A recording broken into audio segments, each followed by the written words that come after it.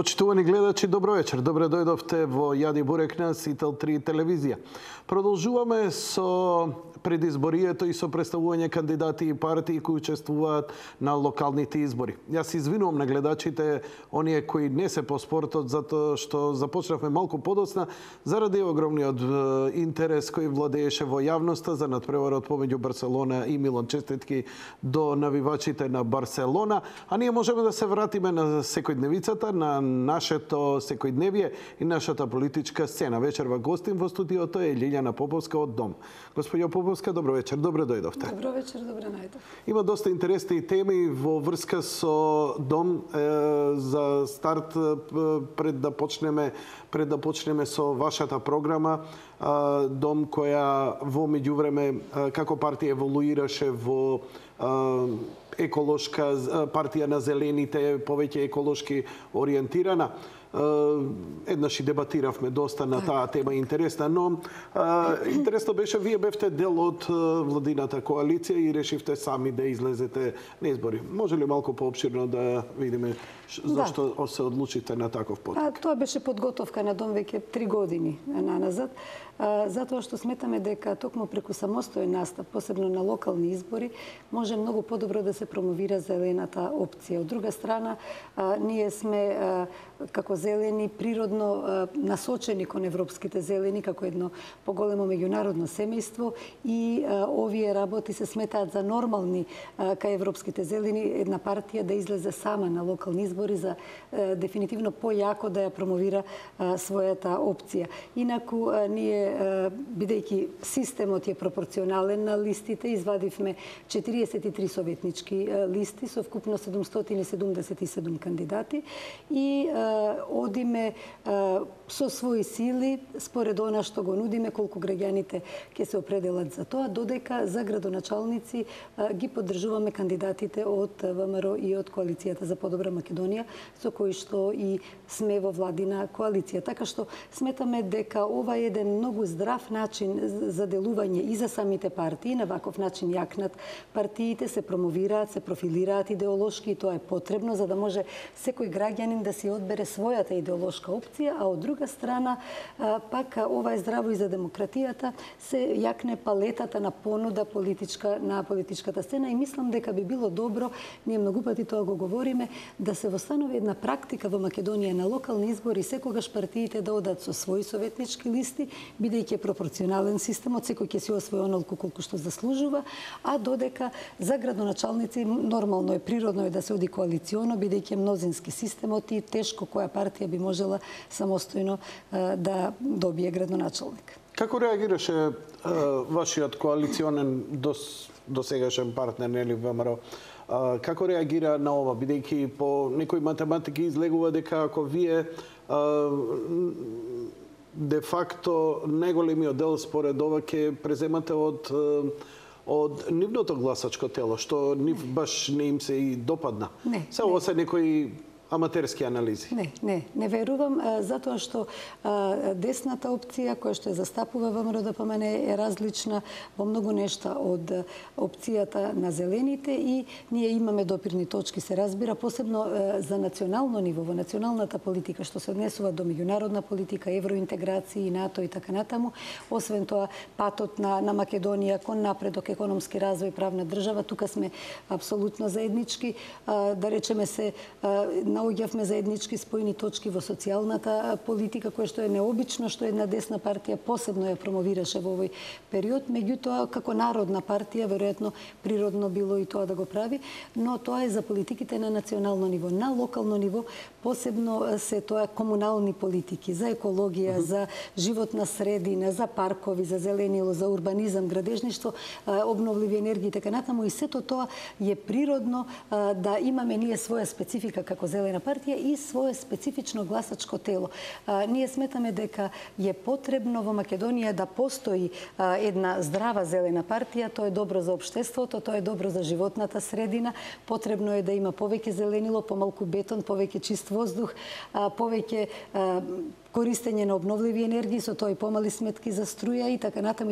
Значи, целиот тој пакет за зелени општини, за здрав живот, за кој што ние се залагаме, што ни е еден од приоритетите на овие избори, сметаме дека му е потребно и граѓаните ги има, кои што токму тоа им е битно. Понатаму битно е да има зелена економија, за зелени работни места, да има социјална правда, еднакви можности за сите, посебно за мажите и жените, и еден четврти приоритет со кој што одиме на изборите. Толеранција, разум и соработка. Како посебно за мажите и жените, не разбирам? Посебно нагласувам и за мажите и жените. Значи, еднакви можности за сите социјални групи во општеството, по сите основи, и етнички, и верски, така натаму, но посебно го нагласувам и за мажите и жените еднакви можности. Нели, јас ја водам комисијата во парламентот за еднакви можности на мажите и жените. Тоа е една... Не го разбирам тоа. Па вака, видете во документите на Обединетите нации, една од 8 милениумски цели е токму еднаквоста помеѓу мажите и жените. Верувала или не, ама така е. Може да се колку имам обжекшени за ова, господиња Поповска, немате појма. Затоа што, нели... Затоа треба да се бориме, за да нема обжекшен луѓе како вас. Фатив да копам во бавчата, господјата моја вика, не можам јас да копам. Нели сме еднакви, викам. Во можностите и во шансите, да, за развој. Во рудниците не ги гледам нешто жените да се вработуваат и така. Не, се по физички како мускули, да, не сме исти, се разбира. Секако. Се работи за тоа дека го следев во вашиот развој. Дом почна со една доста се isprofilира. Кога почнавте, дозволете ми една... Како центристичка опција излегов. Ама некако беше тоа малце бледо, но ова со влегувањето со зелените малце веќе се редефиниравте во една многу појасна визија и според програмите и според она нешто што веќе и на повеќето и од популацијата на човештвото им е јасно.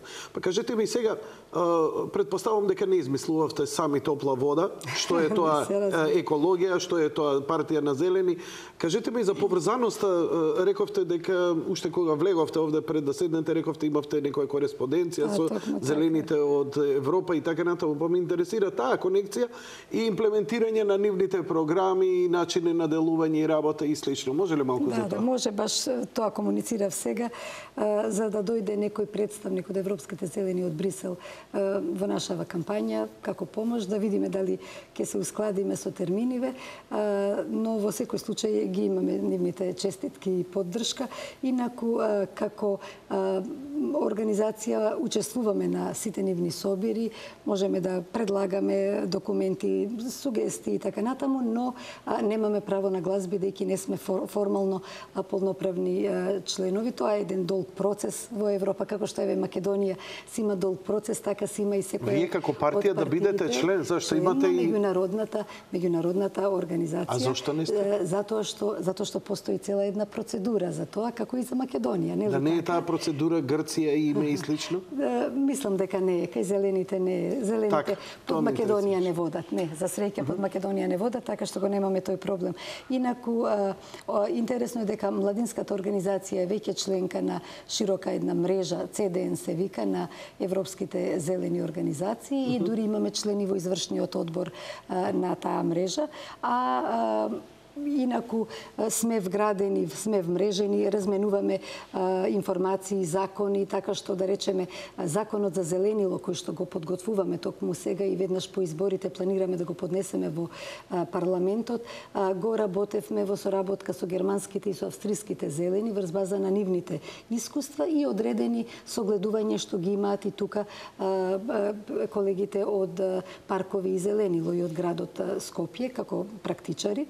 Инаку, она што е битно, ние сакаме да го примениме во Македонија она кое што они веќе го живеат како пракса. Затоа што пред 40 години, кога Германската зелена партија прв пат се востановила како таква, таа била прва која што направила пробив во законодавството во Германија и ги внесла сите еколошки стандарди. Потоа тие стана европски стандарди и ние сега како Македонија се прилагодуваме кон нив. И кога зборуваме за примена, само ако може еден пример да добијат вака гледачите представа за тоа што значи, јас би рекла дека доколку повеќе се користат обновливи енергии и се направи една ефикасна изолација на становите, на објектите, ние би можеле да имаме 50 до 80% поевтини сметки за струја.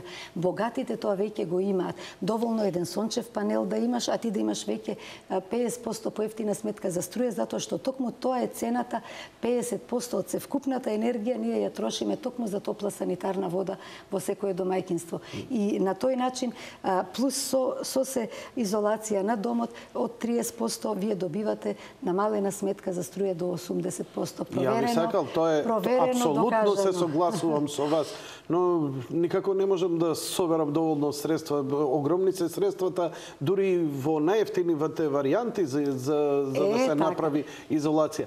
Токму затоа тоа го предлагаме во програмата, значи за зелени општини. Сметките секако дека би ми биле пониски, но за 10 години, но ја ги немам тие пари. Така. Затоа значи ние сакаме нашите зелени советници, така наречени, во идните совети да можат да се борат за прераспределба на буџетите во интерес на граѓаните, да има посебен дел за субвенционирање на поставување овие сончеви панели, повеќе отколку што успеавме преку владата. Преку владата има веќе 3 години, но тоа е сепак за мала бројка на луѓе. Ова треба да биде дел од општински буџет кој што ќе биде за таа намена и за реставрација на старите фасади и објекти на стари куќи, каде што ќе се направи не заради разубавување на објектот само од надвор, туку пред се заради изолација за поевтини сметки за струја, да не трошиш повеќе за греење зиме и за ладење лете со air condition. Така што тоа е дел од она за што ќе треба да се залагаат тие советници внатре. Освен тоа, ќе треба да се залагаат исто така за... Чекайте малку, да останеме малку на темата. Тоа би било на локално ниво и како би го определувала, например, општината, кому би доделила? Дали тоа би доделила, велите, на стари куќи? Што е тоа стара куќа? Дали куќата на мојот дедо, кој од 54-та ќе влезе во тоа, па да ми заштедите 2-3 евра што треба да ги вложам во куќата? Или тоа зависи од можностите на секој совет. Ви зборам како практично, за да народов разбере што правиме муавет. Бидејќи на овој висок тон можеме, нели, на стручната јавност да ја објасниме, ако ви е тоа доволно. Ја мислам дека треба да разбере и најобичниот народ. Што конкретно би можел, ја не велам дека точно прецизно, но од прилика за што би се залагале, што е реалноста да може такво нешто да се изведе? Да, кажам, аналогно како што на владино ниво постои програма за субвенционирање на сончеви панели, но таа е релативно скромна, добро е што се направи, ние сме задоволни што го издействувавме тоа. Меѓутоа, исти такви програми треба да има во секоја општина која што може тоа да си го дозволи, годишна програма, колкав дел од буџетот, од средствата општински ќе бидат издвоени за субвенции за сончеви панели и друг дел за репарација на објекти, за да се направи подобра изолација и со тоа да се зголеми енергетската ефикасност, така се вели, не стручно, на објектот. Ве прашувам практично, на кој начин имате ли некоја идеја, затоа што тоа веќе на терен ќе се работи, тоа не може да биде како... Но на кој начин ќе се издвојува? Овој треба, овој не треба. Кој ќе ги добива? Тоа се технички работи кои што ќе ги работи општинската администрација под надзор на советниците. Имате ли идеја некоја, например? Да, сосем јасно, еве го јас ви ја кажувам. Значи, врз база на програма се прави, се издвојува, се носи буџет, во кој што буџет се определуваат средства за оваа намена, а потоа службите од општината тоа го спроведуваат според одредени критериуми. Веројатно ќе треба да оди по приоритети. Која категорија најпрвин да оди, па која после тоа и после, и ќе се направи некоја шема. Би било несериозно од мене сега јас да правам на брзина вака некој правилник за критериуми. Не, напротив, затоа што емисијава секогаш има доволно простор и имам легитимно од моја страна да ве потпрашувам, затоа што сметам дека ова е интересна работа, иако неблагодарно е од моја страна затоа што се ова технички детали, но сепак ја би ве замолил барем за една обширна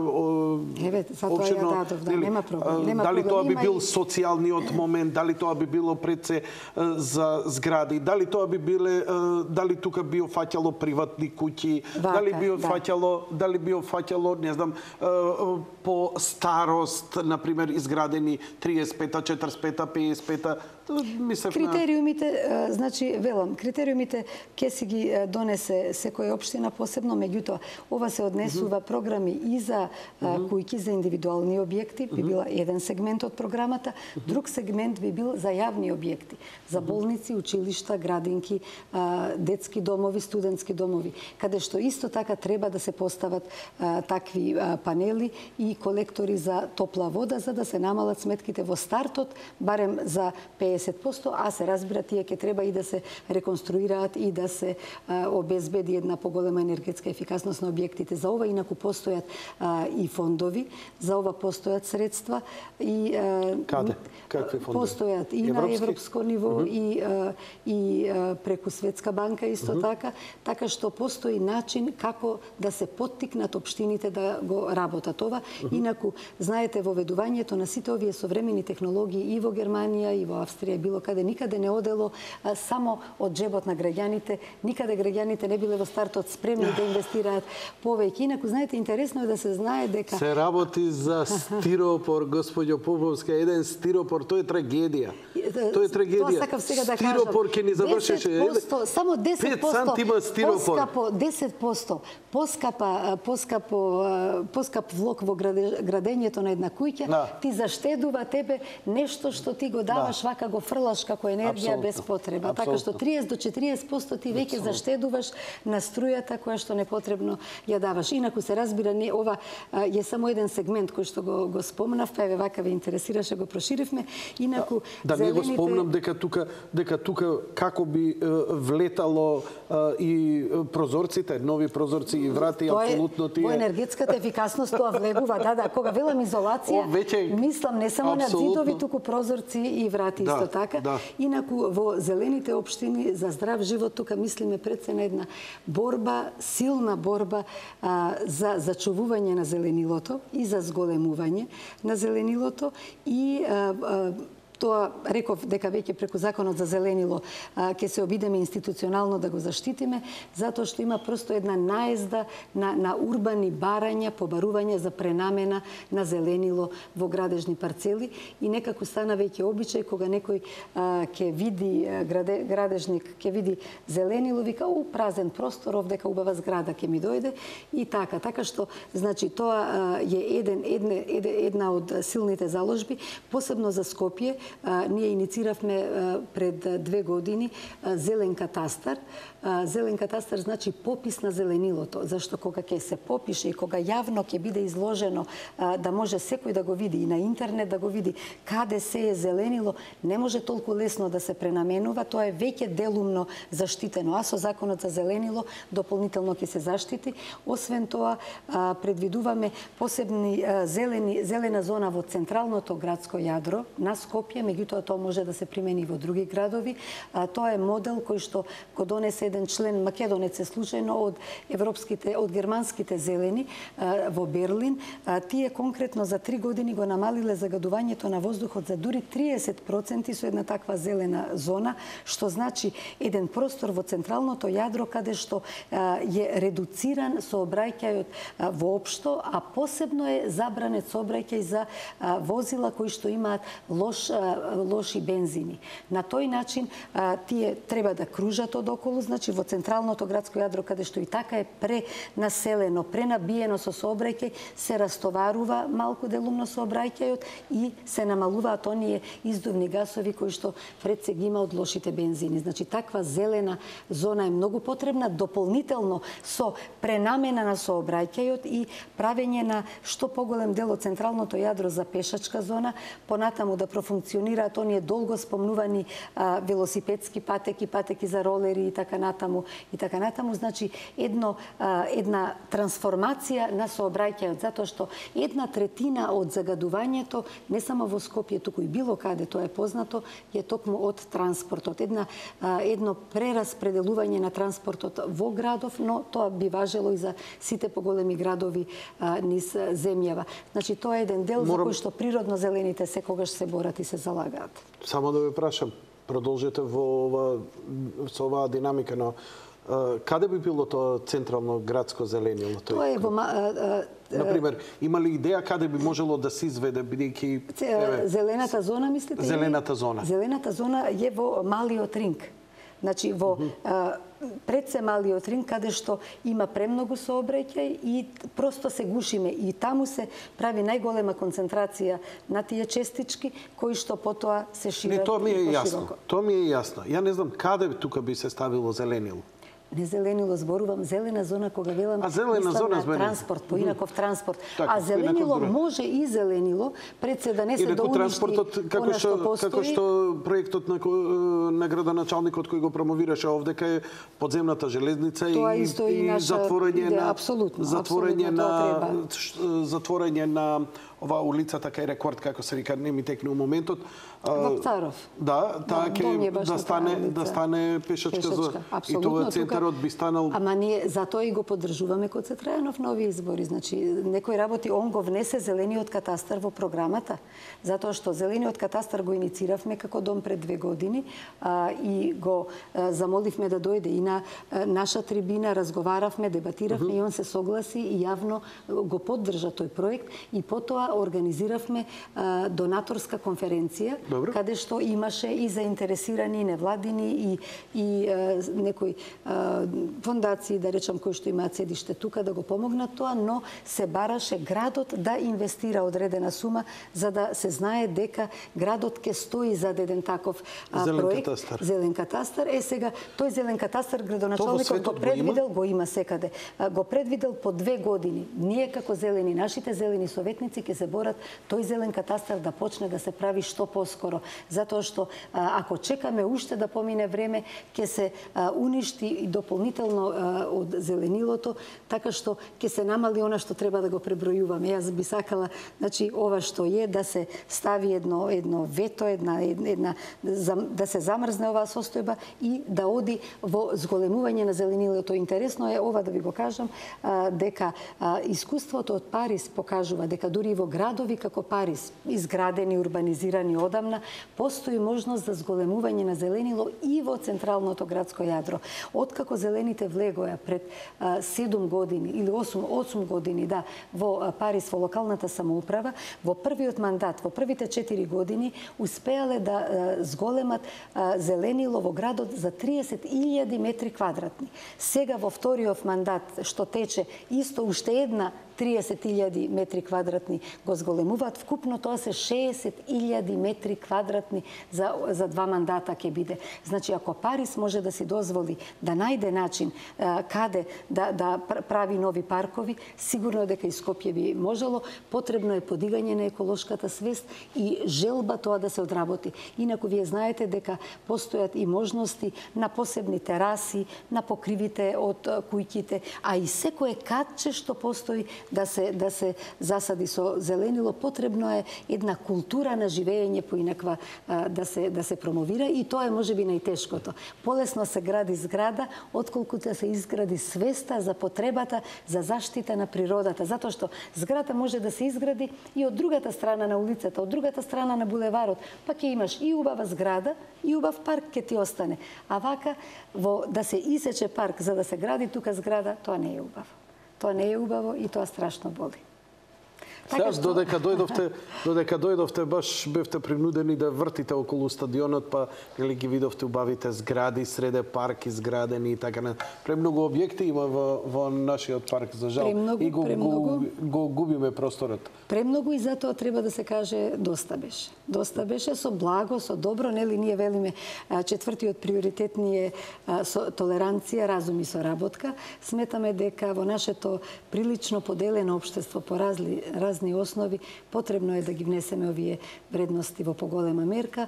За зелените е тоа вообичаено. Ние и кога дебатираме, и кога се бориме за нешто, тоа не го правиме со навреди, го правиме со одбрани зборови, се обидуваме со аргументи да дебатираме, така што веруваме дека советниците од Дом ќе внесат една поголема доза на таа толерантност во советите и некако да помогнат да се дискутира повеќе за комунални проблеми, за она што е живот заеднички, отколку за некои високи политики. Советите не се места за високи политики и се можеби премногу исполитизирани. Треба навистина домајкински, еснавски да се седне и да се види каде е најдобро да оди улицата, каде е најдобро и како да се уреди паркот, како да се изгради градинката или да се поправи дворчето од градинката или нешто. Значи, некои нормални, обични работи од нашиот секојдневен живот. Да се погледне човечки, вака комшиски и да се направи коректен договор. Така што ќе се обидеме и тука да делуваме, затоа можеби необично некому му звучи, меѓутоа толеранцијата, разумот и соработката се важни пораки, тоа е важен еден приоритет. Тие се основа за развој на демократијата, затоа што преку нив ти соработуваш и со твоите колеги политичари во еден совет, да речеме, меѓутоа ти на тој начин можеш да соработуваш и со граѓаните, со невладините организации, една апсолутна отвореност, една партиципативна демократија. Тоа е она за што како Дом, како Зелени се залага. Ке ве замолам сега за една кратка пауза, па веднаш потоа продолжуваме со програмата. Драги мои, бидете така, веднаш се враќаме назад.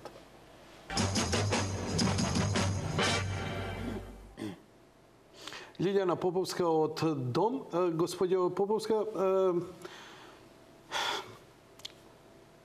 кога се беше случувањата во Велес, кога народот се организираше за протести против изградбата на новата топилница, силно дадовте својата поддршка и се залагавте таа да не се изгради и така натаму и така натаму. Иако законот предвидува, нели, сега градбите ни приближно не се, ниту по сегашните закони, ниту се приближно се гради како што некогаш се градело. Некој вела дека дури и во центар на град сега да изградиш некоја таква фабрика по новите стандарди може да биде сосема чисто, но често. По новите стандарди, а ова е куп старо железо во Велес. Апсолутно се согласувам. Но критиките беа до вас најголеми, како бидејќи од вас и најмногу се очекуваше, не толку од главните партии, ама вие како партија на Зелените не ви го слушнавме гласот во врска со Скопска железара.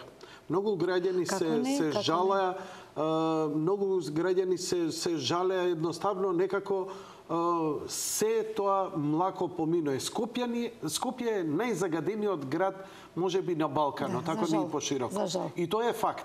И загадувањето е од старите автобуси, ајде, тука има една позитивна промена, од автомобилите и од индустријските објекти.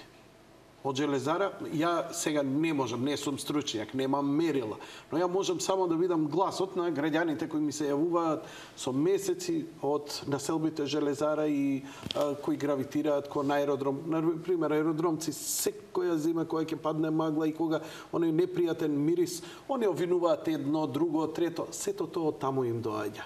Токму така и многу ви благодарам за ова спомнување, затоа што во повеќе наврати имам разборувано на овие теми. И за железара имам разговарано и со, да речам, луѓе кои што се релевантни, да не одам во детали од таму, од некои од тие комбинати, кои што ветувале дека ќе биде поинаку, кои ветувале дека ќе се прилагодат и дека ќе го исполнат оперативниот план што го дале во Министерството за животна средина, со што би значило дека ќе се прилагодат со своите технологии за да ги исполнат еколошките стандарди што се бараат со законите. Меѓутоа, исто така реагирав и во парламентот имам реагирано неколку пати, а и со изјава преку партијата со колегите за тоа што не е во ред да се продолжи рокот за прилагодување на металуршките комбинати. Тие тоа го бараа од владата, ја ставаат владата во неубава позиција и тоа не е коректно токму од тие металуршки комбинати во овој период и ќе ви кажам зошто. Затоа што за да се прилагодат и да си ја прилагодат својата технологија кон еколошките стандарди, потребно е да издвојуваат од прилика по 1% од својата добивка, од својот профит годишно. 99% им остануваат ним. Мислам дека е сосем фер тој 1% да го издвои фирмата за здравјето на луѓето и на тие што работат во тие индустријски капацитети и за луѓето надвор околу нив. Понатаму, сметам дека е некоректно да на некој начин да ја уценуваат просто владата, дека па еве ние не знаеме дали ќе можеме да работиме ако се бара од нас нови инвестиции и вложувања. Знаете, токму во овој период, во овие последни 5 до 10 години, зависи за кој метали како, берзите на метали рипнаа баснословно, отидоа цените на металите баснословно горе. И сите тие гиганти имаа огромни заработувачки. 1% се бараше и се бара од нив да го вложат за здравјето на вработените и на луѓето надвор. И што велат? И што велат? Денес, утре не можеме, сега ќе биде, не ќе биде, така што тоа е нешто на што треба да се каже доста беше. Доста беше, за џабе уценуваат, тие не се луди да ги затворат, да стават клуч на своите брави, затоа што се уште има огромен профит, се уште се металите одлично добро котирани. Инаку, како што бевме, јас бев како пратеник, прв пратеник што застана против рестартирањето на топилницата во Велес, заедно со градоначалникот од Велес застанавме и сме среќни и сум среќна што потоа со една кампања која што се разви, која што се надоврзавме практично на активностите на Зелената коалиција, граѓанската коалиција, надпартиски што делуваше претходно веќе и на крајот дојде до еден бран просто, каде што сите партии застанавме во ист ред, во првиот ред го носевме платното дека рестарт на топилницата не. И тоа е најголемиот успех еколошки во Македонија. Ние го сметаме и за најголеми наш политички успех, каде што за нешто јасно се кажало не, за друг успех го сметаме тоа што се спречи да се изгради железарница среде Лозјево Неготино. И тоа ќе беше луда работа, комплетно луда работа и затоа како зелени сме против било каков бизнис. Не може да поддржуваме бизнис изградбата на Фени среде најубавите места за најскапи кај што можат најскапо вино да се произведу. Загадувањето од железара, да се вратиме, се работи за изфрлање на секундарни емисии. Таму постојат филтри. Тие филтри треба да се менуваат и не се сменети. Тие филтри акумулираат тие честички. Но откако ќе се акумулираат, тие неупотребливи се. Не, се избиваат во воздухот. Мислите кога ќе се прашината го? Да.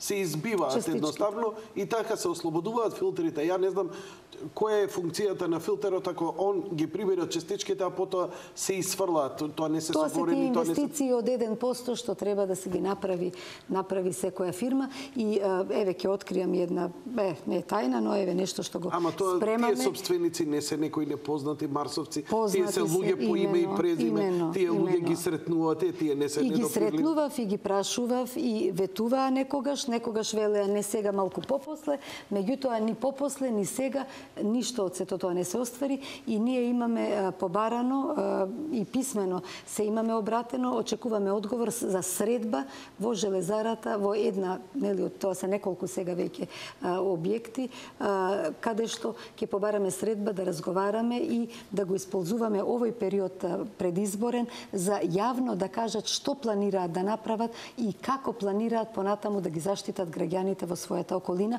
За ова се жалат жителите од Бутел, од Газибаба и сите од цело Скопје, но Бутел и Газибаба се најзагрозени. Од железара?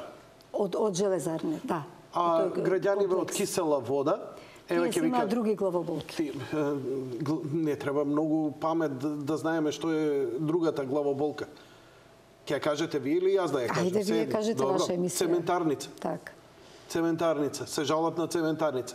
Ми праќаат граѓаните 250 подписи за барање за јавно да се помогне, да се поддржи против загадувањето кое, нели, издувни гасови и така натаму се чувствува. Таа веќе урбана заедница. На времето кога било изградено, било надвор од градот. Сега е веќе град таму, урбана населба. Ама, како да ви кажам, ќе се разболат 2-3 деца, кој е од рак, кој е тешко болно, кој е леукемија, ќе извади што е хумано од нивна страна, ќе издвоја средства за лечење на децата, ќе се заќути пола населба. И сега, ја ги разбирам луѓето. И сега ја медиумски, окей. Еднаш ги прочитам, тие ги намалија за волја на вистината, цементарница успеа притисокот и цементарница не е идеална, далеко од идеална, меѓутоа ги намалија загадувањата во огромна мера споредбено со тоа што беше претходно. Да. Навистина и најмногу вложија од сите други субјекти во Скопје, па и во Македонија, би рекла. Но не е доволно, ни тоа не е доволно. Ајде, не е ова за програмата, уште ова ќе ве прашам, тоа е мој личен интерес. Ја лично се интересирам, па ќе ви надокладам од времето да се доискажат. А тоа е, има ли шанса овие вакви индустријски објекти кои користат, не знам тоа дали им е доволно, бидејќи, например, железара користи електрична енергија, која е многу скапа и така натаму, сигурно ја добиваат повластено, фени исто така. Но дали гасификацијата може да им помогне? Еве, за топланите може тоа да биде, тоа правото. Може да не знам дали може да биде за цементарница тоа погодно, да биде за генерално поевтин ќе им дојде производот, апсолутно. Дали сте го апсолвирале овој проблем едноставно, дали сте го мислите во поглед на цената или во поглед на чистотата? Во поглед на применливоста воопшто, дали можат да се користат, бидејќи не ми е јасно, а немам ни со кого да се консултирам искрено, нели тие малце од новинари бегаат тие одговорни, да се консултирам едноставно дали би можел плинот да биде во нивниот производен процес, не знам, на цементарница, на железарница и така натаму, па со што можеби би се намалили и тие загадувања или не знам воопшто. Не е поврзано. За топланите, тоа знаеме. Не, едно е од каде ќе се добива енергија, нели, наместо а друго е од производниот процес. Да, производниот процес е посебна работа и тој треба едноставно да се усоврши и филтри, некаде промена на процес, заштита, абсорбери, има разни видови на заштита, зависно од тоа што се исфрла. 1% не им е страшно. Мене ме интересира што е приказната, што им е страшно. Троши ли тој филтер толку многу струја, па дополнителните трошоци? И тоа севкупно е 1%, севкупно. Трошоците, за да може од прилика така се проценува... Значи не е нешто невозможно за него да го невозможно. 99% од кјарот му останува. Затоа велам е гревота, посебно кога е толку висока цената на металите, сиве овие години на берзите, да не го вложат со кеф, да го вложат, еве да речат, за здравието на вработените и на луѓето на... Несватлива работа. Клинички центар има своја топлана, која работи на мазут и која чади болничкиот цел клинички центар. Не знам дали го знаете. Го знам како не, тоа е еден од поголемите загадувачи. Тоа е еден од поголемите загадувачи. Знаете што? Тоа поминува глад. Министерство за здравје и сите нешто се... Токму на тоа место бе вака. Значи, меѓу останатите наши заложби е зголемување на бројот на инспектори за животна средина, кои треба да ги контролираат сите објекти. Ние имаме во моментов во Македонија, цела Македонија на национално ниво само 19 инспектори за животна средина, а пазете има 16 жешки точки. Значи тоа се жешки точки со старо индустријско загадување. Што значи тоа жешка точка? Тоа се, да речеме, топилницата е жешка точка каде што има отпад згура која што сама по себе загадувачи. И кога не работи индустријава, а камоли кога би работела. Значи, такви има. Охис е една жешка точка со линданот складиран, кој што е една бомба, на која што во моментов работи баш Министерство за животна средина. Тоа се, значи, разни загадувачи, опасни материи кои што се нус производ од процесите, а некои пак биле пак и реагенси понекогаш каде што се работеле процеси по стари технологии. Така што сите тие 16 точки бараат да бидат контролирани, а ние имаме 19 инспектори во цела држава. А на локално ниво треба да има други инспектори за животна средина. Има многу малку, тие се неопремени, немаат кадар, нема со кого да работат. Значи, затоа е проблем и издавањето на Б интегрирани дозволи. Токму на локалната самоуправа е надлежност да издава така наречени Б интегрирани дозволи за работа на мали капацитети. Големиве капацитети се под Министерство за животна средина, малите се под локална самоуправа. За тоа да го прави локалната самоуправа треба да биде екипирана. Тоа пак значи се враќаме на буџетот. Зошто е важно да има советници кои што ќе бидат дежурна екопатрола.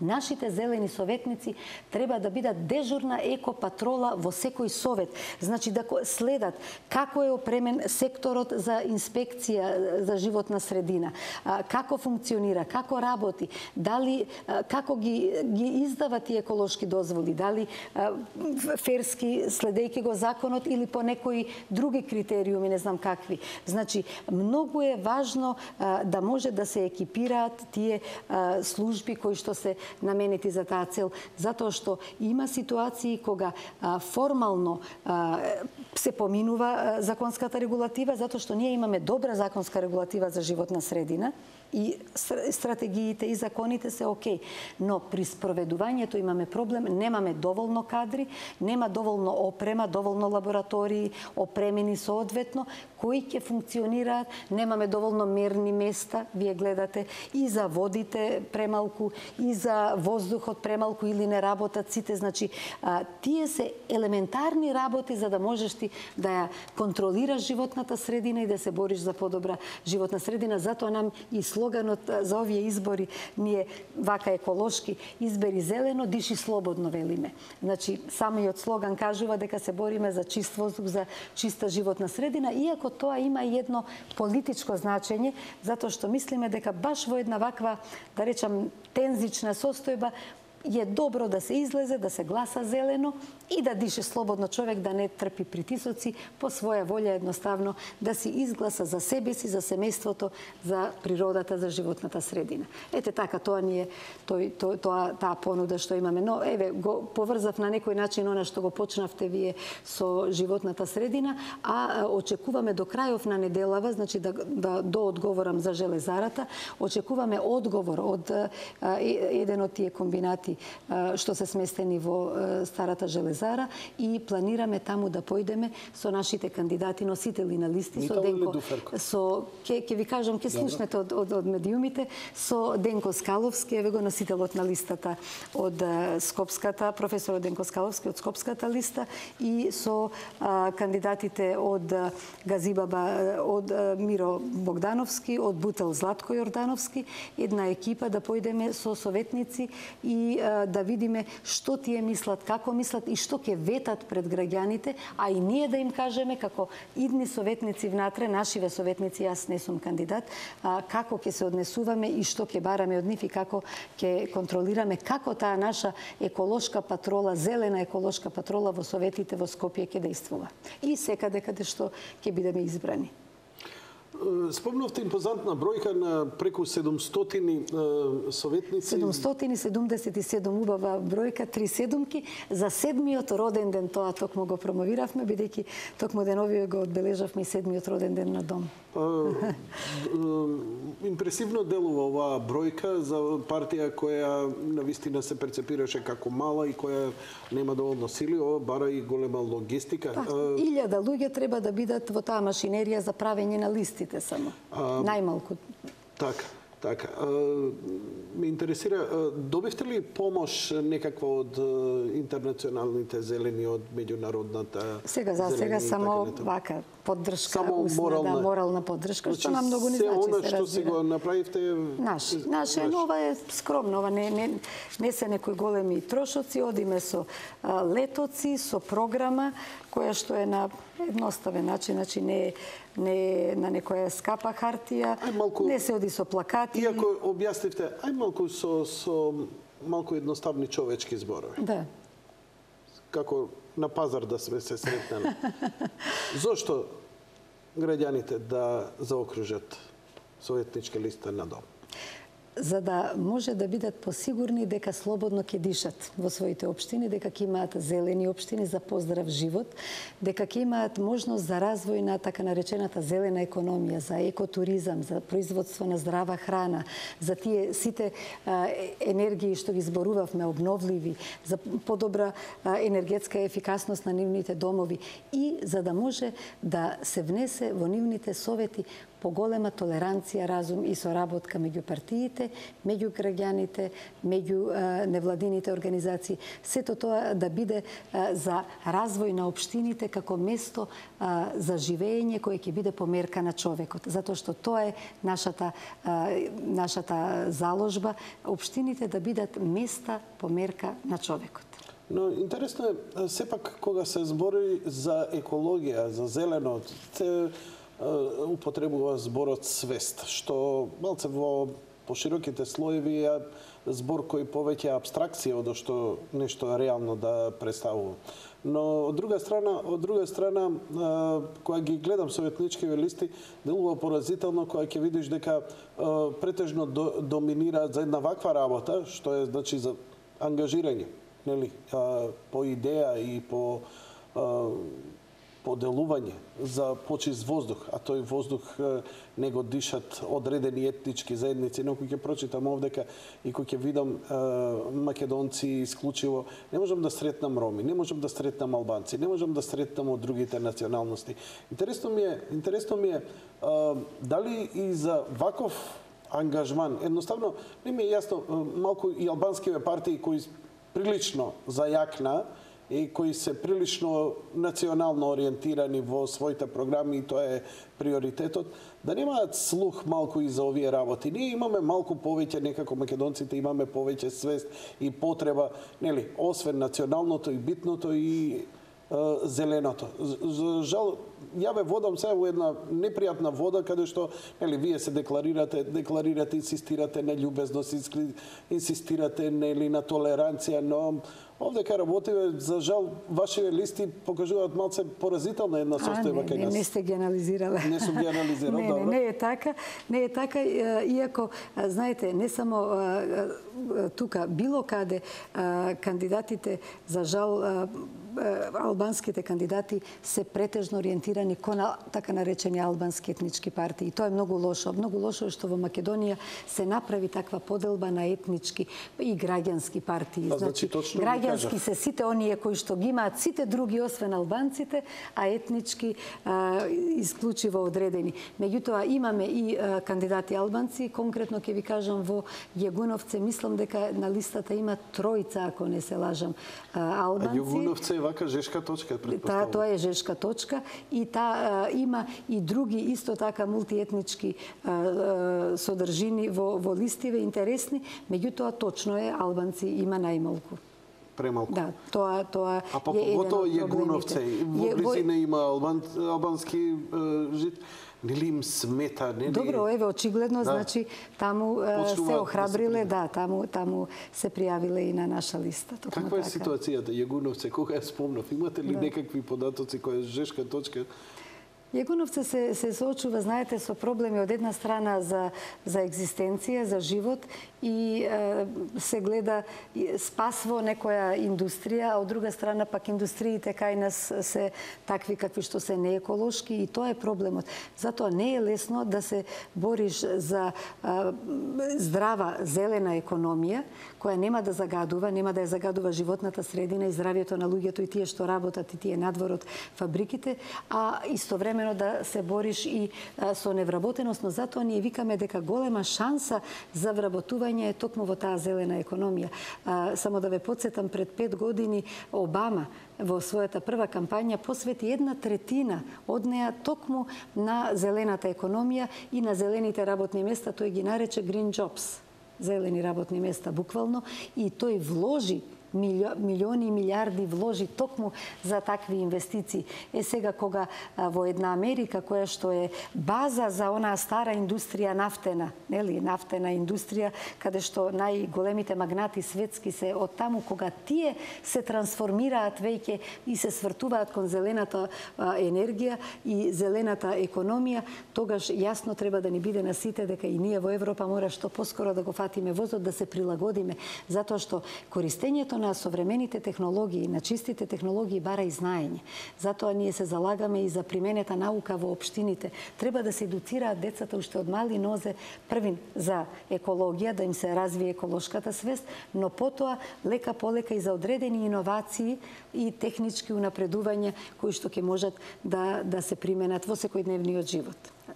Да не бидеме општи, има конкретни работи. Знам дека и стручни сте по оваа тема. Ефтини сијалици за осветлување. Некои општини веќе почнаа да ги ставаат. Проста работа, лед светилки. тоа е заштеда. Лед светилките се дефинитивно. Да, ајде, ако овие штедливи се малце опасни заради содржина на жива и така натаму, лед светилките се идеална и тоа е иднината, дефинитивно во лед светилките, тука ќе се согласам со вас. Но оно што ќе прашаме е, ако се сеќавате пред големата криза, кога свеста за биодизелот стана се поголема и кога почна на големо да се користи, што беше например многу добро од еколошка гледна точка. Но што создаде? Што создаде? Поскапување на храната. На храната, и сега екологијата секогаш кога ќе земеш органско, еколошко, кога ќе земеш она што ја штити природата, е секогаш 20 до 30 пати проценти поскапо за крајниот корисник. Веќе не е толку многу, малку. Значи, да купиш органски мед, да купиш органска храна, да купиш... Знам, бидејќи со тој проблем се соочил. Значи, кога зборам обичниот народ. Сакам да кажам, стана малку подостапно. Порано беше поскапо и беше недостапно. Сега малку повеќе го има, па... А и еве со ова, со биодизел, еве, кога повторно имаме топла година, ќе има повеќе зеленило, па ќе се користи повторно за производство на еколошки, нели, за метан, за гасови, за биодизел, за 300 чуда. Повторно може да дојде до поскапување на храната. Проблемот е во тоа што биодизелот, кога стана тој наплив на негово производство, почна да користи супстанции, производи, како да речам, растенија, кои што беа користени за храна, за сточна храна пред се. И тука е грешката. Всушност, сите се полакомија по високата цена на биодизелот и наместо да работат тоа растение како сточна храна, која што помалку му носи, го дава за производство на биодизел, кој повеќе му носеше. Сега, тука треба веќе да се направи регулација, како што има за енергијата регулација, треба регулација и за производите и за храна, каде што ќе треба да се произведува, да се дозволи производство на биодизел само од растенија кои не се растенија за храна. А има и такви, има многу брзо растечки дрва или разни други растенија кои што произведуваат... Кинеските, што растат по 4-5 метра, кога ги спомнавте, извинете, на нив мислете? И тие и други кои што имаат во себе голема енергетска моќ кријат, а не се производи за храна. Значи, а оние што се производи за храна да си останат како површини. Така што, значи, треба плански да се работи, затоа што ресурсите не се неограничени и треба навистина да се води сметка каде да не се загрози храната на сметка на енергијата, туку да се направи баланс. Всушност, целата филозофија на зелените е да се прави баланс, одржливост. Тој концепт на одржливост, каде што економијата ќе се испреплете со екологијата и ќе дојде до одржливост. Значи, еден спокоен баланс помеѓу едното и другото. И затоа велам дека економијата со екологијата рака под рака треба да одат. Кога зборуваме, знаете, за странски инвестиции, ние се бориме многу за странски инвестиции, бидејќи тоа немаме доволно инвеститори домашни, ни требаат средства за да може да се направат разни капацитети каде луѓето ќе работат и тоа е добро и сите се залагаме за тоа. Меѓутоа, има едно големо но. Треба да бидеме многу предпазливи, да не дозволиме влез на валкана технологија, на стари технологии, кои што другите држави ќе си ги чистат. Па не е тоа законски по веќе завршена работа? Завршена е формално, меѓутоа, ќе ви кажам еве примерот на Неготино. Значи, таму требаше да биде на старо железо, топилница, ако не се топилница, но сределозијата, да, и со железо кое што ќе се увезува од секаде, во увезено железо топено, па претопувано, ти не знаеш што се има и каде има и од каде ќе се добавува. Немаме контроли, како ги кажав, 19 инспектори еколошки низ цела Македонија. Што попрво тие да контролираат, а камоли внес на железо и дури... Што бидна со таа фабрика? Што бидна? Ништо. се откажа. Не се реализира, затоа што зашто се инсистираше баш таму? Зар нема други погодни места за изградба на индустријски? Има или нема? Има подалечни, но јас би рекла Македонија е премала за ние да внесуваме тешка загадувачка индустрија, затоа што поради својата конфигурација и површината немаме доволно простор за тампон зони. За тампон зона од една загадувачка индустрија до место на живење, до место каде што се произведува храна и така натаму. И затоа, значи, најдобро е ние да се ориентираме кон некои други видови индустрии кои што не се загадувачки. И исто така, туризмот е голема шанса за Македонија и кога зборуваме за зелена економија, и го спомнав, нели, екотуризмот. Тука исто така се плашам дека може да отидеме на тенок мраз да се насанкаме, затоа што радувајќи се на инвестиции кои што ни требаат, несомнено, кои што значат вработување, ние може да си направиме белја некритички, да прифатиме нешто што може од друга страна еколошки да не уништи. Мислам дека Македонија не треба да загризе на мамката на масовен туризам, на едно место концентриран и премногу бетон на едно место, затоа што тоа може да биде опасно и за животната средина и за самиот туризам како таков. Затоа што зошто некој... Ја не сум видел, не можам да се согласам со ова. Значи, еве го Дубај. У Дубај таква концентрација на туризам не е виден во историјата на човештвото, па сепак е зелено и еколошки. Најголемиот хотел Атлантис во светот е изграден токму таму. Па нема никакво загадување за околниот морски свет и околината воопшто. Значи, ја, например, затоа што еве ја лично поддржувам, ако веќе алудирате на субрата Рој во Охрид, градењето, добро, ја го спомнав. Го спомнав, да, мислев на тоа, да. Не сакам да го спомнам, но тоа е, да. Но ја ја гледав и ја мислам дека тоа би било прекрасно, тоа би било исклучително и дека туризам само така се развија, а не дисперзирано по трчање овци по планини. Не. Јанко, вака да ви кажам, значи Дубај е град кој што е граден како град, вселенски град, како град со современа технологија, каде што таму има пред се море, имаш простор каде тоа да го направиш. Македонија е мала површина со некои идилични пейзажи. Во Македонија луѓе кои би доаѓале заради природата, заради културно-историското наследство што го имаме. Во Македонија не личи ти да ќе узурпираш глетката едноставно. Да, а кај климата на кревет за 200 денари да го пуштиш, нема да ти се врати никогаш. Па немате објекти ни требаат, меѓутоа не 16-катници, не 100.000, колку рече субрата дека 100.000 луѓе таму ќе живеат на место кај што сега ни 1.000 луѓе не живеат, дека ќе живеат 100.000 луѓе. Јас како екологист не сте биле поние, не сте биле во Турција, во оние како се викаат тие резорти и така натаму. Не ги сакам. Ја ги обожавам, извинете. Јас не ги сакам, извинете.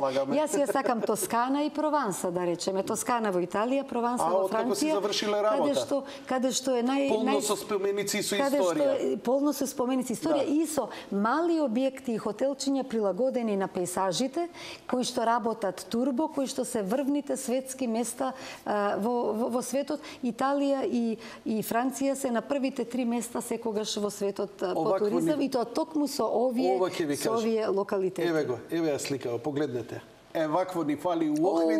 Бог да чува. Ни фали у Охрид. Коса ми се крева од ова. Ќе се биде преполно од луѓе, а со тие пари, со тие средства, ќе имаме и почесто, и поубаво, и повеќе туристи. Ајде, кажете ми, што ќе прават во Охрид овие луѓе? Каде први нога ќе брцнат? Па нема место, една нога да брцнат 100.000 луѓе во еден момент, нема да се избања таму. Ако го фатиме така, истото го збореа и кога се градеа хотелите Силекс, Метропол, не знам како се викаше. Не помнам дали така зборувале, јас сум била мала. И јас сум бил мал, затоа и ги знам тие работи, нели? Па мала е плажата, па метро плажата, па каде сите тие луѓе, па некако си се вклопија во тоа. Јас се согласувам, промена на свеста, ама знаете каде е во промена на свеста? Не во мене и во тебе, господјо Лилјана. Не сме ние тие, туку архитектите архитектот, тој што ќе го дизајнира. Ја можам да инвестирам, а тој што ќе го не можам да го осмислам. Може да го осмисли архитект кој ќе ги земе во предвид сите аспекти. Да видиш и екологија, затоа што сум бил во резорт каде што имало и природа, имало и градби, имало и цивилизација. Ја неќам да идам змии. Ја сум таков.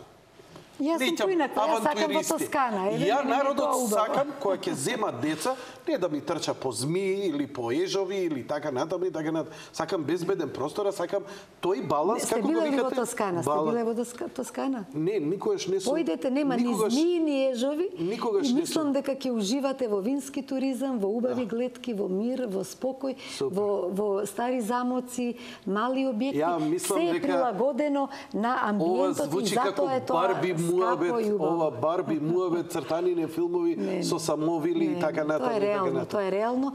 Не се, мислам дека јавноста треба да знае колку отпад ќе се продуцира во еден таков комплекс, колку отпадни води, каде ќе се оди и со отпадот, каде се отпадните води. Вие преюдицирате дека тотални морони и аматери се нашите архитекти, дека ние како држава сме неспособни за сето тоа да го... Не реков такво нешто. Знаете ли каков беше муабетот кога се изгради аеродромот во Охрид?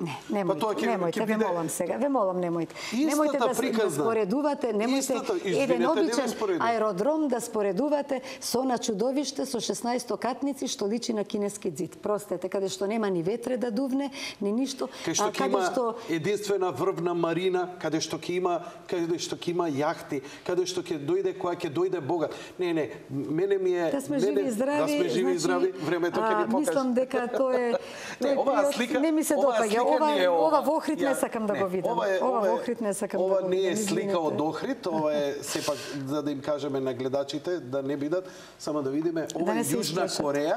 Ова е Јужна Кореја, град во Јужна Кореја. Модерен, изграден град и така натаму и така натаму. Во секој случај, јас сакам... Мојот концепт е за, и нашиот концепт е за екотуризам. Да имавме, господјо Поповска, барем да имавме 2 супер хотела од висока врвна класа во државава, па да ви го разберев муабетов. 2 да ги имавме, па да речам, стварно претеруваме, 3 градиме. Нема потреба. Ајде сега вака, немојте сега, ама немојте да ми ги менувате тезите. Значи, јас не реков, напротив, сметам дека потребни се хотели, ние немаме доволно капацитети за да ги сместиме луѓето кои што ќе доаѓаат во поголем број, значи, ние мора да зголемиме. Но, тие капацитети треба според мене и според нас да бидат прилагодени кон амбиентот, не треба да стрчат и треба да дишат со амбиентот. Мислам дека Охрид доволно се загади со сите оние стамбени згради кои што се прават последниве 10 години, кои што го сменија и ветерот кој што дува и духот на Охрид. Не случајно УНЕСКО најави да преразмисли дали Охрид и понатаму ќе биде заштитен град. Колекторскиот систем е катастрофален. Ја затоа прашав каде се отпадните води во состојба кога немаме добар колекторски систем за овие луѓе сега. За нови 100.000 луѓе, јас сум сигурна дека во моментов не може да ги абсорбира. Значи, јас зборувам за еколошки стандарди. А за вкусови може секој да си има. Јас сакам мали објекти, вие сакате големи, високи. Тоа е работа на вкус. Но за еколошки стандарди може да се согласиме и треба да се согласиме. Тоа се стандарди. Ај се согласувате дека и туризам во Тоскана, колку и да е убав, е доста скап? Но има за различни џебови, различни објекти. Да, секако, но си е профитабилен. Ако зборуваме за да и носи профит на Македонија може да и носи токму такво нешто. Беше туризмот прилично застапен во вашите програми и се ангажирав. Ние први како партија пред 7 години го воведовме во политичкава терминологија да не речам. Уопште да се дебатира и да се прави за туризмот. Имам уште едно провокативно интересна тема и баш ме интересира вашето мислење, а тоа е атомската енергија. Но веднаш по рекламите. Ајде.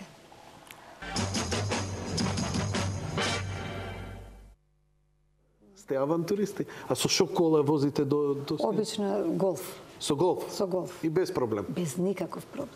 И хотелчиња, оние мали... Малечки. Сон. Мислам, не можеш да не уживаш таму.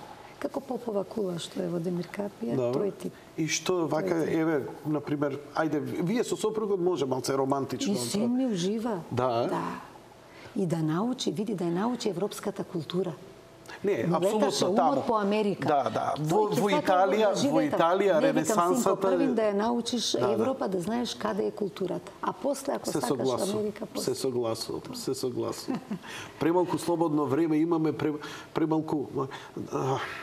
Знаете што треба да направат? Треба зелените за наше здравје прво треба да ги обединат, да ги срушат сите граници, за да имаме пристап до солена вода. Кога ќе го веќе задоволиме потребата од солена вода заради здравје, лесно ќе се најдеме и во Тоскана, и во Охрид, и во сите работи. Природно ни солената вода не влече. Господјо Поповски, атомската енергија. Се соочуваме, градовите растат, индустријата ќе расте. Потребата од електрична енергија ќе се зголемува. Алтернативните извори на енергија,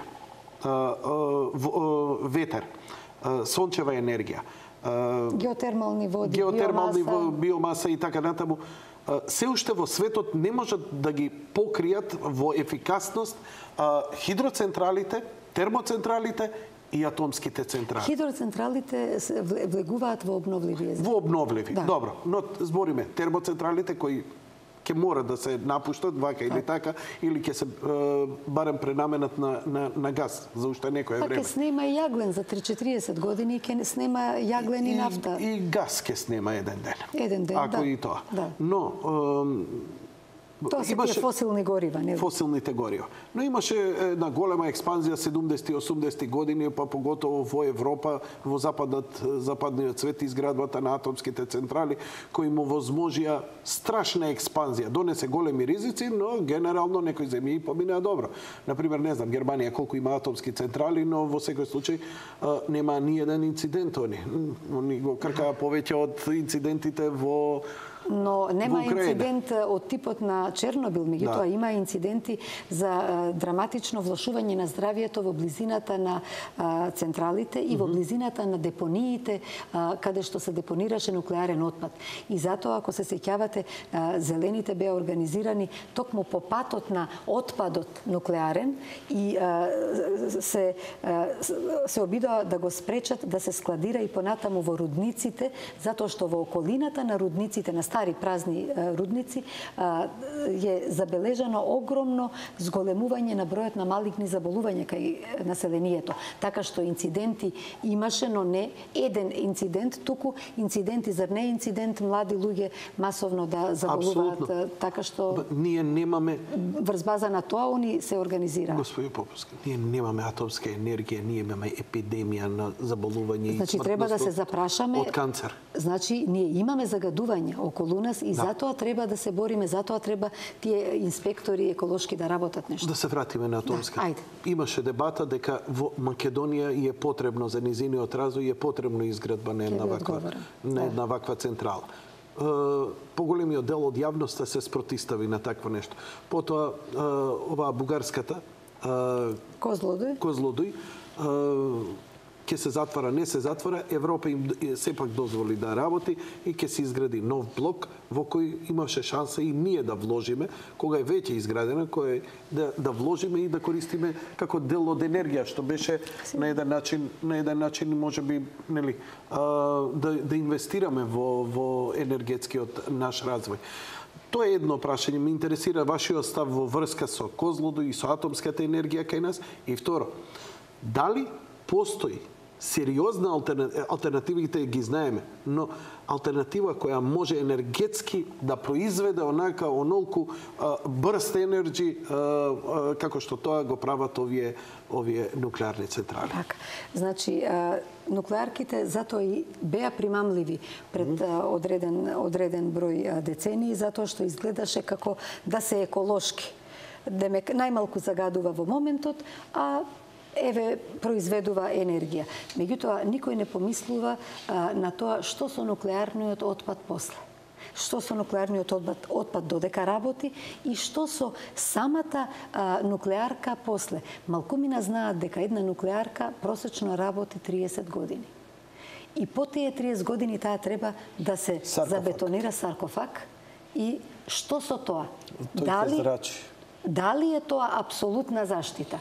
Значи, отпадот нуклеарен постојано го продуцираш во тие години, а потоа за веки веков ти си имаш една бомба внатре. А и рековте, дури да има инцидент кај нас, мал нема кај да бегаме, премала сме земја. Премала сме земја. Сега, споредбата мислам дека најдобра ќе биде со Германија. Дали можеме ние без нуклеарка? Апсолутно можеме.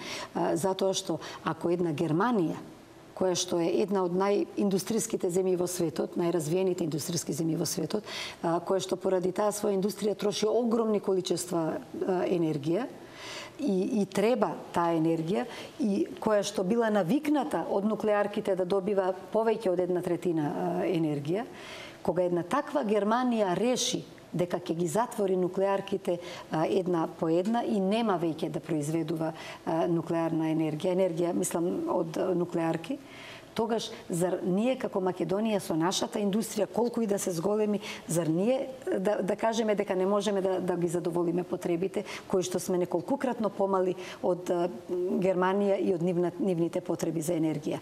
Значи, германците работат на следново. Сметаат дека од обновливи енергии може да се замени комплетно целата енергија и ја знаете она агенда 20-20-20 до 2020 година има европска директива и договор дека 20% од вкупната енергија треба да биде заменета со обновливи извори. Значи 80% да биде од други видови, дали нуклеарна, дали фосилни горива, меѓутоа барем 20% секоја земја од Европската унија да има од обновливи. Значи толку малце се застапени ветерниците, сончевите колектори. Да, тоа е процес. Сега Германија вели, Германија е најнапред во овој процес и вика до 2020 година ние не само 20% што ќе бидеме од обновливи енергии, ние ќе бидеме 50% од обновливи енергии. И на тоа работи, значи она веќе се ближи кон постигнување на тоа. А за уште 20 години, 30 години следни, планира 100% да биде од обновливи енергии целата енергија. Ако може Германија со огромни побарувачки на енергија, зарем ние како Македонија со нашите сончеви денови овдека не можеме и со сите други погодности и вода. Се согласувам со вас, дури сум бил во неколку објекти, и поголеми и помали, и здравствени, и индустријски, и сервисни, кои користат, например, има една болница во Скопје која користи геотермална вода во комбинација, целиот кров е со сончеви колектори и за загревање храна и за продуцирање за загревање на вода, лапсус, и геотермална пумпа за загревање на вода, и тој им заштедува огромни средства. Исто така неколку помали објекти сум присуствувал каде што со такви пумпи водата им се загрева и во студените зимски денови они ја користат за загревање, што првичниот влог е многу скап. Тоа е проблемот што првичниот влог е многу скап. Инаку го вложуваат затоа што знае дека на подолг рок му се исплатува, многу е исплатливо на подолг рок. Затоа е потребна државна политика која што ќе прави субвенционирање. Ниво Германија не почнало без субвенционирање. Дури тие имаат толку напредна мрежа за овие енергетски постројки различни, што се организирани на општинско ниво, на комунално ниво и дури и на малско ниво, на ниво на кварт се организирани самите станари во заедници, енергетски заедници, каде што си разменуваат енергија. Дел произведуваат, вишокот си го разменуваат, највишокот пак го даваат на државната мрежа дистрибутивна. Значи, ништо не се губи. Затоа што е паметно организирана, Германија може сето тоа да го постигне и затоа таа оди толку напред во сиве овие технологии. Тоа се едноставни технологии, не се тоа комплицирани. Многу високо отидовме, мене ми е интересен овој разговорот да се вратиме за нуклеарката и затоа значи ние како дом бевме апсолутно против нуклеарка. Значи во Македонија тоа подготвивме и резолуција против тоа, беше потпишана од илјадници луѓе одеше по плоштадите на секаде. Тоа беше 2011 година, крајот на 2010-2011, кога се зборуваше за овие работи што вие ги спомнувате, дека ќе градиме нуклеарки. Коса ми се крена мене при помислата. Што би можело да значи? Тоа би можело една мала хаварија на нуклеарка би можело да значи смрт за целокупното население во Македонија. Па ни нација, ни историја, ништо нема да се види. Значи, затоа е толку сериозно. А во Козлодуј ни тоа не ме радува. Зелените, нашите сестрински партии од Бугарија и од околните балкански земји се борат за затворање и на Козлодуј. Успеа да нивната борба на референдумот да не се отвора нова нуклеарка, меѓутоа сега се борат за затворање и на ова и ние треба да се свртиме кон иднината. Нуклеарките, вакви какви што се, со оваа заштита досега, тие не се иднина, тие се некое минато. Ако Германија тоа го решила, ние дефинитивно не треба да размислуваме за тоа. И да се спуштиме повторно кај народот, моето последно прашање или ме интересира вашето размислување. И должам вода. Ајде, вода, да. Вака. Ме интересира, се во ова е убаво, нели? И се во ова е... И реално. И реално. Реално, разумно. Но, знаете, ние луѓето излегуваме и нагазуваш на отпадоци, доаѓаш до контейнерот кој ти смрди под прозор. Тоа е нашата реалност. Кафена општина, не зелена општина. Да. Токму така. Затоа е борбата основна за зелени општини за здрав живот, каде што првата борба е за навремено и соодветно земање на отпадот, третманот на водите, здрава вода за пиење, здрава вода за наводнување, средување на иригационите канали за да нема поплави, за да нема бели. Тоа се работи кои што општините би требало убаво да си ги организираат, благодарам, да си ги организираат и да нема такви проблеми, да не мора после владата интервентно да делува, туку тековно секоја општина да си ги превенира некои состојби. Комуналните предпријатија да си ја работат работата. Има ли тука? Токму така, затоа значи пак доаѓаме на буџетот, на прераспределба на буџетот за оние работи кои што се базични, а значат екологија поврзана со здравјето на луѓето, тука треба повеќе средства да се вложат.